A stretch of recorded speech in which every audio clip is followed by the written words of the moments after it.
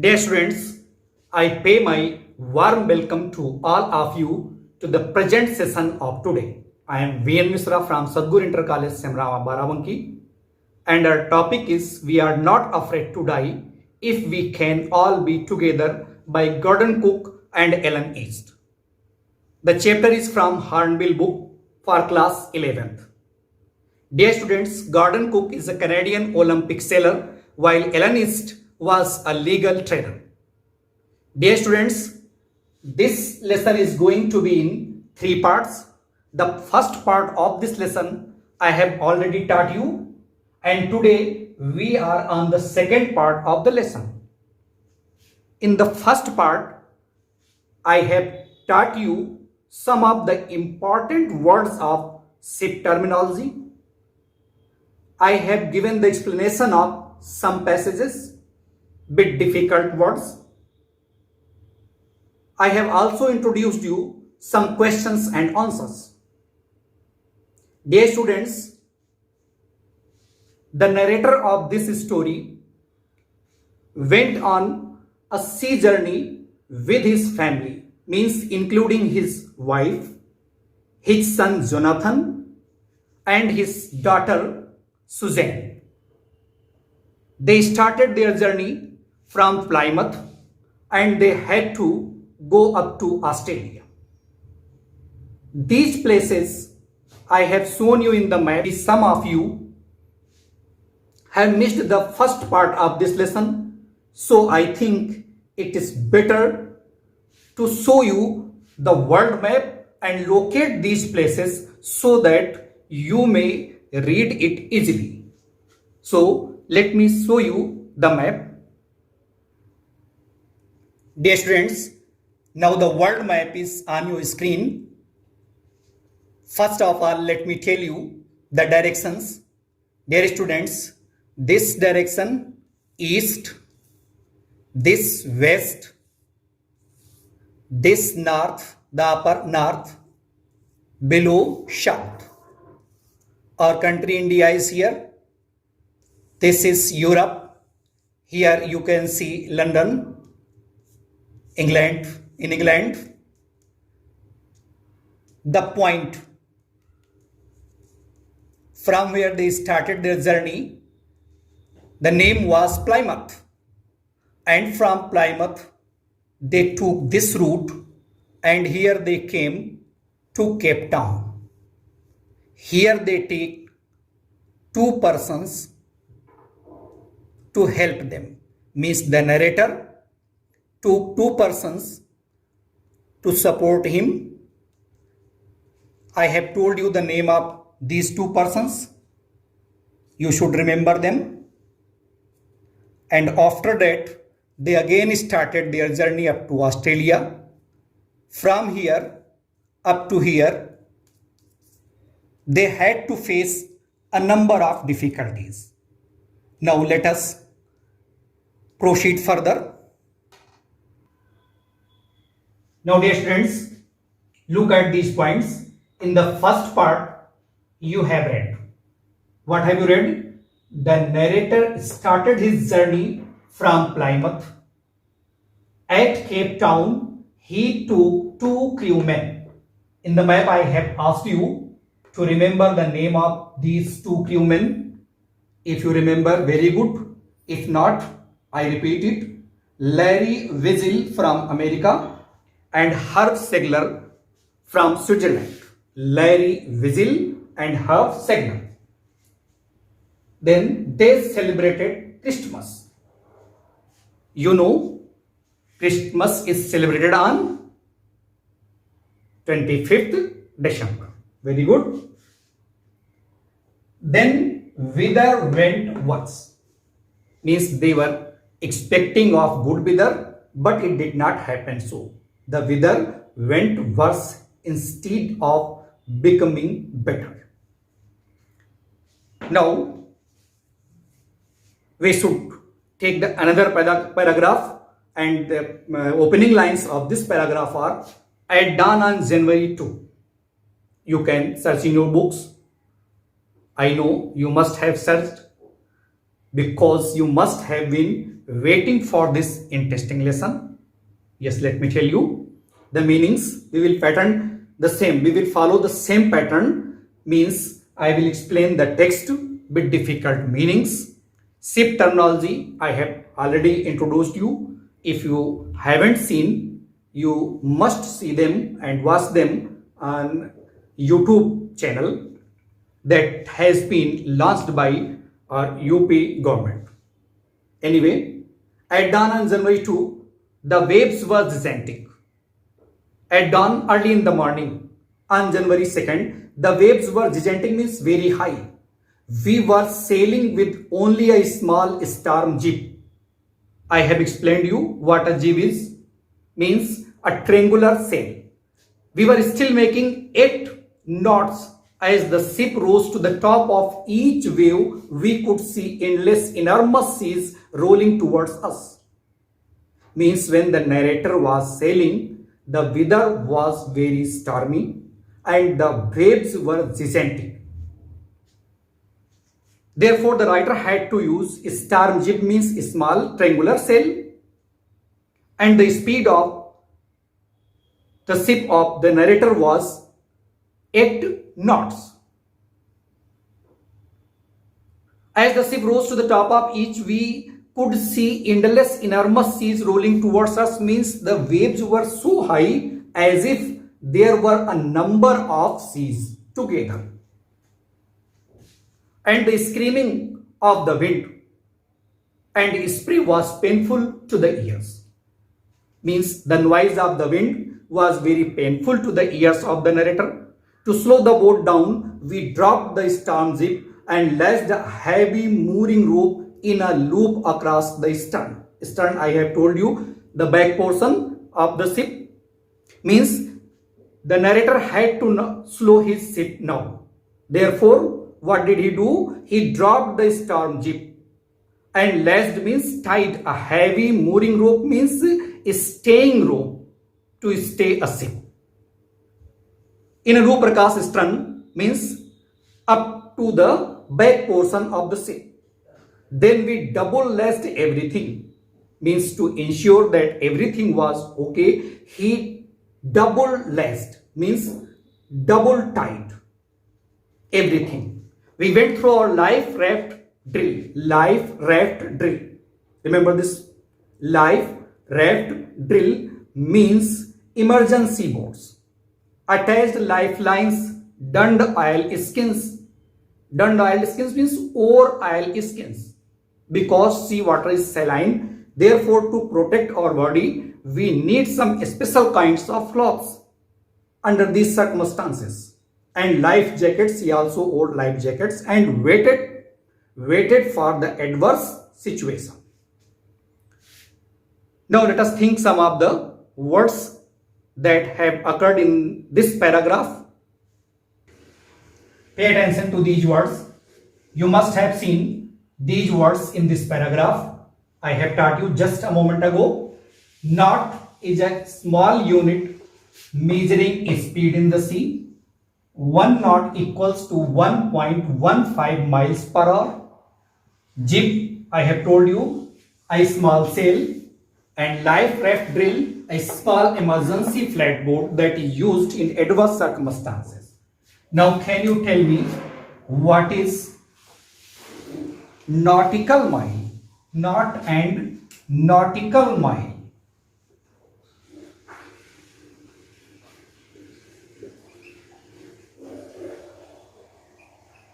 What is nautical miles? Can you differentiate between knot and nautical mile? These are different words. Nautical mile measures distance, while knot measures speed. This is the basic difference. Now come up to the next paragraph. The first indication of impending disaster came at about 6 p.m. Take notice the time, 6 p.m. The first disaster was about to happen at 6 p.m. with an ominous silence. Ominous indicating something evil. The wind dropped, means the wind stopped, and the sky immediately grew dark. Means the sky turned black. Then came a growing roar and an enormous cloud towered aft of the ship. Aft means back of the ship. Towered means it stood high. With horror, I realized, means the narrator realized, that it was not a cloud, but it was a wave like no other I had ever seen. It was not a cloud, but actually it was a wave, and the narrator had never seen such a large wave. It appeared perfectly vertical, means it was perpendicular, and almost twice the height of other waves, means it was in double height than other waves the narrator had seen, with a frightful breaking crest. Means this wave had frightful breaking crest. The roar increased to a thunder as the stern moved up the face of the wave. Means the back portion, the stern portion of his ship moved up to the wave, and for a moment I thought we might ride over it. Means the narrator thought that he might ride over this wave, but then a tremendous explosion shook the deck. At the same time, there was an explosion, huge explosion, that shook the deck, means the platform of the ship. A torrent of green, torrent means wave, of green and white water broke over the ship. My head smashed into the wheel, and I was aware of flying overboard and sinking below the waves. Means he was badly hit by this strong wave, and the writer, means the narrator, felt that he was sinking. I accepted my approaching death. Means the narrator thought that his death was sure. And as I was losing consciousness, I felt quite peaceful. Means the narrator felt that he was fainting, means losing his sense. Therefore, he felt quite peaceful. Unexpectedly, my head popped out of water as he had never expected. But by chance, his head came out of water. A few meters away, Wave Walker, the name of his boat, was near capsizing, means his boat was about to turn over in the water. Her mast almost horizontal, means the mast of the ship, means the boat of the narrator, was almost horizontal. Then a wave hurled her upright. My lifeline jerked taut, means the lifeline of the narrator became very tight. I grabbed the guard rails, means he carefully caught the rails of the guard and sailed through the air into the Wave Walker main boom. Then anyhow he tried to come up to the main boom of the boat. Subsequent waves, means the latter waves, tossed me around the deck, means tossed him up to the deck like a rag doll. Rag, you know, turn doll. My left rib cracked, means the left rib of the narrator was cracked. My mouth filled with blood, his mouth was filled with blood, and broken teeth, his teeth was broken. Somehow I found the wheel, lined up the stern for the next wave, and hung on. Anyhow he caught the wheel and waited for the second wave. Water, water everywhere. Next para I have taken. Water, water everywhere. There was water everywhere. I could feel that the ship had water below. But I dared not abandon the wheel to investigate. Means the narrator knew that there was water in the bottom, but he had no courage to leave the wheel because it was dangerous for him. Suddenly, the front hatch was thrown open. Suddenly, the front door was open, the front gate was open, and Mary appeared. Mary, you know, his wife, appeared, means came. We are sinking, she screamed. means she screamingly said if they were sinking. The decks are smashed and we are full of water, means the platform of the ship were smashed, and Mary said that they were almost dying. Now let me see some of the difficult words. Now note these words in your notebook. Impending, about to happen. Ominous silence, silence indicating some evil. Capsizing, turning over. Now before we proceed towards the next paragraph, let me ask you a question. The first disaster came at about, means the narrator met his first disaster at about, I hate you, it was evening time, 6 p.m. 6 p.m. Remember it. Okay. Now next para. Take the wheel, I shouted, as I scrambled for the hatch. Scrambled, struggled to reach hatch, door, gate, and he asked his wife Mary to take the wheel, means to catch the wheel, means to attend the wheel. Larry and Hub were pumping like madmen. Larry Weasel, and Hub Segler, these two persons, the narrator took them at Cape Town. Okay, remember them? Were pumping like madmen, means they were pumping water. Broken timbers hung at crazy angles, means at different angles the broken timbers were floating on the water. The whole starboard side, means right side in ship terminology, I have told you. The whole starboard side, remember these words, means ship terminology, because these words may occur so many times in the lesson. Starboard side bulged inwards, means was projecting inwards, means coming inwards. Cloths, crockery, charts, tins, ties sloshed about in deep water, means were floating. All these things were floating in water because there was water everywhere inside their boat. I half swam, half crawled into the children's cabin, means the narrator tried to go to the cabin of the children. Are you all right? I asked. The narrator asked them if they were right. Yes, they answered from an upper bunk. Bunk means berth. From the upper berth, he got answer that they were right. They were okay. But my head hurts a bit, said Sue. Sue stands for Suzanne, his daughter. His daughter Suzanne said that she had a hurt in her head, pointing to a big bump, means big swelling above her eyes. I had no time to worry about bumped heads, but the narrator said that he had no time for these swellings and these injuries because he had to manage the ship anyhow to save the life of his family.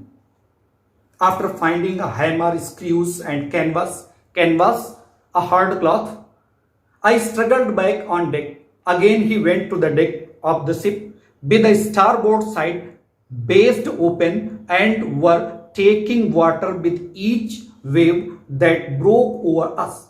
Means every wave of the sea would throw water inside the boat through starboard side, means through right side of the ship. If I couldn't make some repairs, we would surely sink. The repairing was utmost necessary for their survival.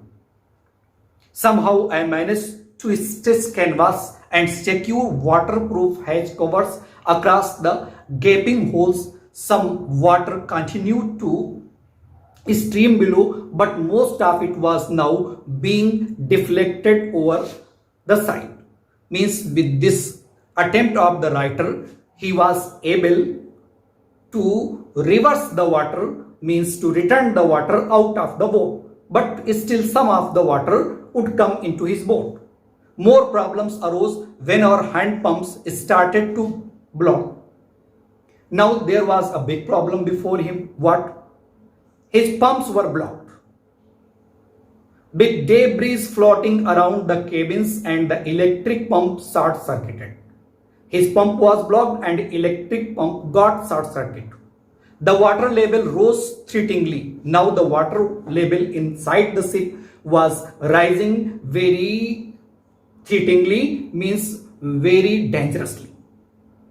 Back on deck, I found that our two spare hand pumps had been raised overboard. He had two spare hand pumps along with the forestay sail, means front sail, the jib, the dinghies and the main anchor, but all of them had gone useless because they had been disturbed, hit and broken by these waves. Then I remembered we had another electric pump. Luckily, it was a luck. When we try to do something, certainly God helps us. But if you don't try, certainly God will not help us. Then I remembered we had another electric pump under the chart room floor. Means he remembered that he had another pump. I connected it to an out pipe, means the writer connected this pump to pipe and was thankful to find that it worked. Luckily, this pump was working well. The night dragged on with an endless, bitterly cold routine of pumping. Throughout the night, there was the only work of pumping water outside the ship. Means to throw the water out of the ship, he had to use the pump. And hands also. Not only pump, you had to use his own hands to throw back water out of his ship. What other things happened? We were going no replies to our mayday calls, means emergency messages sent on radio. There was no reply, which was not surprising. In this remote corner of the world, it was not surprising. Why? Because remote corner means they were far away inside the sea, therefore it was impossible to receive radio signals or radio messages. Sue had swollen alarmingly. Suzanne, his daughter, had swollen alarmingly, means dangerously. She had two enormous black eyes. She had two good black eyes, black big eyes. Now she showed us a deep cut on her arm. There was a deep cut on her arm. When I asked why she hadn't made more of her injuries before this, means the narrator asked his daughter why she hadn't told the narrator about these major injuries. She replied, means Suzanne replied, his daughter replied, I didn't want to worry you when you were trying to save us all. Remember how careful and how prudent this girl is. She knew that her father was trying to shape the lives of the entire family. Therefore, she forgot her injuries and did not tell her father so that he might not be disturbed.